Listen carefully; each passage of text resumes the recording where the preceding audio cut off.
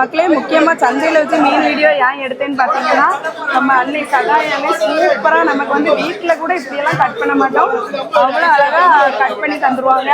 இது பார்த்தீங்களா, ஃபஸ்ட்டு வந்து மீன் மேலே உள்ள அந்த அரும்பெல்லாம் கட் பண்ணிட்டு மேலே உள்ள செதிலெல்லாம் எடுத்துட்டு இருக்காங்க.